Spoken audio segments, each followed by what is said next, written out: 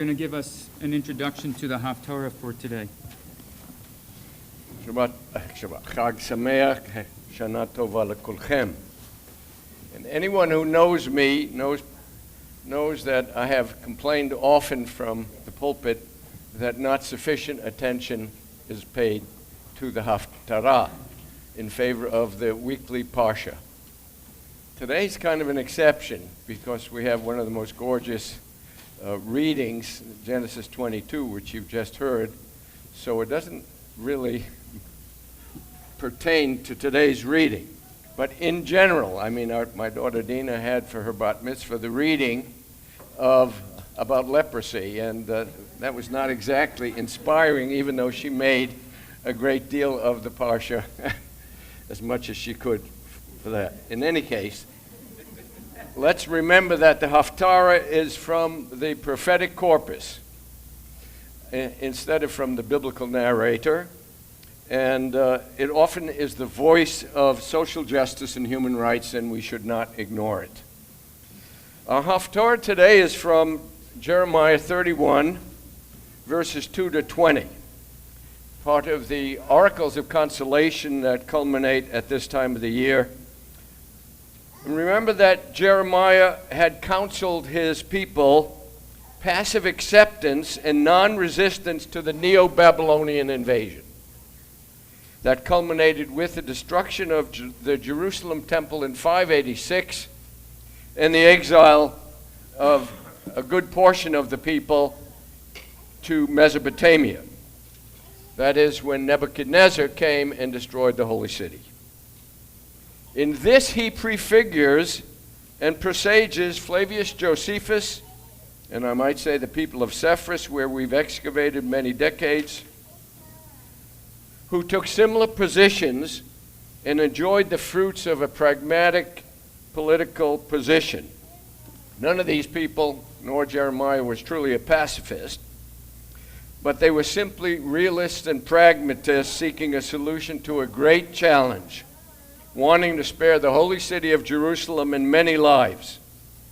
Jeremiah lived through this traumatic period in Jewish history and ended his life in exile in Egypt.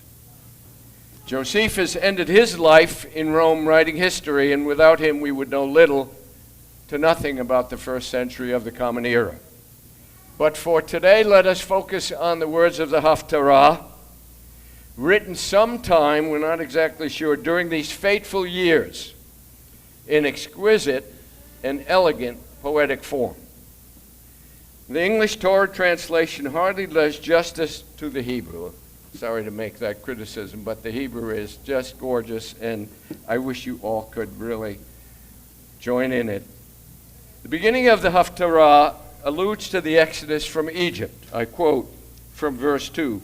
The people escaped Egypt, parentheses, from the sword and found favor in the wilderness.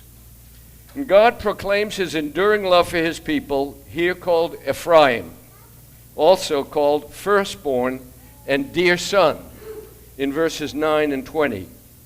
During these troubled times, God's reassurance of deliverance certainly were received with welcome enthusiasm by the people, bringing consolation to Ephraim's imminent fears of dislocation and exiles. So verse 8, I will bring them home from the northland. I will gather them from the ends of the earth, the blind, the lame among them, the pregnant women, and those in labor. In a vast throng, they shall return to Zion, to the Holy Land. This is the hope that Jeremiah offers the exile in these troubled times. God's love of his people Israel is also expressed in his idea of the return of the homeland, which I've just read. And it occurs throughout the Haftarah in numerous ways. It also resonates with the theme of remembrance, which ends our Haftarah in verses 15-16 in a surprising way. Remembering Rachel's weeping in Ramah, for her lost children or descendants who have gone into exile. Quoting verse 15 and 16. A cry is heard in Ramah, wailing and bitter weeping. Rachel weeping for her children. She refused to be comforted for her children who are gone. But verse 16 offers hope for their eventual return to their homes in Israel.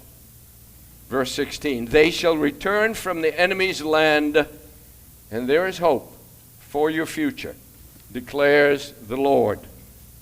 This passage of Rachel weeping in Jeremiah captures the tragedy of separation from her offspring, who here in our text are marched off the territory where she is buried. The beloved wife of Jacob, who died while giving birth to Benjamin, Genesis 35, 16 and 19. Rachel encapsulates the sorrow of a childless motherhood in Genesis. But here in Jeremiah, that sorrow is turned to hope for the exiles who one day will return from exile, the children and progeny she never had. This also resonates with the Haftarah from yesterday and the beautiful remarks of Emily. Genesis places her tomb on the road to Bethlehem, where the current structure stands. And in 1 Samuel 10, it's placed on the road to Ramah. According to the Midrash, Rabbah, 82:10, Jacob buried her there on the road to Bethlehem, and not with him or her ancestors in Machpelah, because he knew that his descendants would pass by the tomb as they went into exile, and that her weeping would intercede on their behalf and bring them back to the Holy Land. Rachel's weeping in Jeremiah is also the focus of a long excursus, a rabbinic proem in Echa Rabbah, which depicts the matriarch as the only successful mediator or intercessor, and visitors to her tomb till this very day know that power as well as the power of the red string to ward off the evil eye during pregnancy and at other times of peril. Rachel's tomb.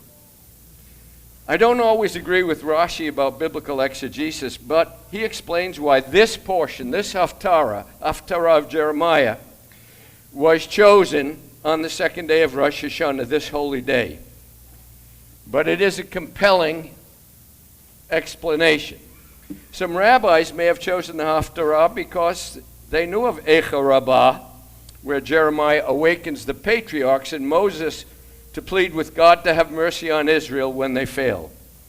But in the end, it's Rachel. It's Rachel who intervenes. But Rashi seems to have made his choice because of the latter part of verse 20 in our Haftarah, where he focuses on this text, which you'll recognize. Truly, Ephraim is a dear son to me, a child that is dandled. My thoughts would dwell on him still, which means in plain speech, I will surely remember him, Ephraim, Israel. Zechor eskarenu od. My freer translation of the latter part of the verse goes like this. My innermost heart yearns for Ephraim, and I would assuredly receive him back to me in mercy, even if I have spoken against him. A sign of true and everlasting love, God's love for Israel. The beginning of the verse you are also familiar with in Jeremiah. Havein yakir li Ephraim, im yeled sha'ashu'im. A child who is fussed over, a child who is beloved, like all of your children and grandchildren. It has the image of holding that child and just loving him up. Sha'ashu'im, absolutely gorgeous Hebrew. I mean, it just makes you want to smile. And remembering this child, this Ephraim, this is the heart of Zichronot in our liturgy. Obviously, the theme of remembrance is a central issue in Judaism. And it is the core of Musaf, where we find this difficult text in our liturgy. The effectiveness of this text is further is furthered by the unusual use of the Eskarenu ode. I will surely remember my beloved son. Not just going to be remembered. This is as strong as you can get in Hebrew. My beloved Israel will not be forgotten, here called Ephraim. But the authors of our liturgy and rabbinic editors or composers go even farther in the theme of remembrance. And in our liturgy, page 161 of your book, your Machzor, you have verse 20 of Jeremiah 31, part of the Haftarah, with a new Jeremiah insert, which expresses the purpose of highlighting the appropriateness of this Haftarah for remembrance, Zichronot in Musaf. The resulting new text is also one of Louis Lewandowski's most famous important compositions for the high holidays, which I sang yesterday. Zacharti lach chesed neurayich. Beautiful song sung in congregations throughout Europe for 100 years. Chesed neurayich, havat kalulotayich. I remember the affection, the chesed of your youth, your love when you were betrothed, how you have followed me in the wilderness, a barren land. This verse from Jeremiah 2 is even more appropriate for today, if we can say that, in the way it underscores the theme of remembrance. But verse 20 of our Haftarah, when translated more simply and directly, also underscores the theme of remembrance. Remember, Eskarenu Oda, how I surely, strongly remember my beloved Ephraim. Together, these two verses constitute a brilliant new composite Jeremiah text in our Machzor and a perfect libretto for the composer Louis Lewandowski. Is it possible that those who picked this Haftarah today, were the same authors of our liturgical text? Maybe. What does this show us, and why is it important? First, the prophet was deeply concerned with the fate of his people in this unique, special, troubled moment in Jewish history when the Neo-Babylonians were threatening the city of Jerusalem. And while he had great doubt about fighting a war with the Babylonians, a great, great power in the world, his love for his people was strong, unshakable, unbreakable. And in turning to the matriarch, Rachel, and her weeping, the prophet deepens our sense of linking the present horror of exile with Rachel's loss of progeny.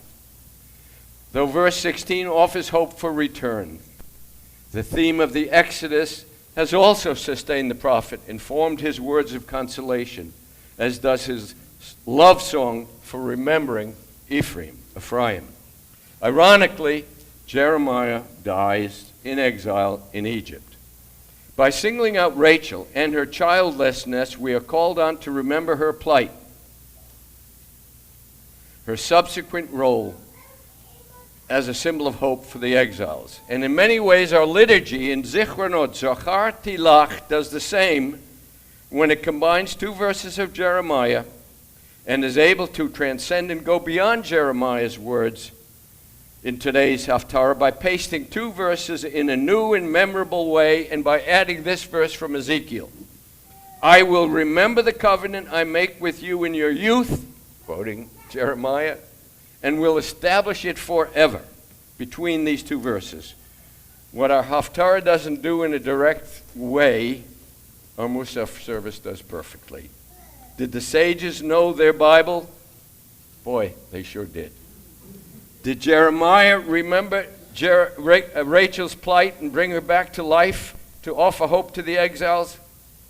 Certainly. Did Jeremiah lovingly help Ephraim, Israel, through the trauma of the destruction and exile? Absolutely. And the exile was one of the most creative periods in Jewish history.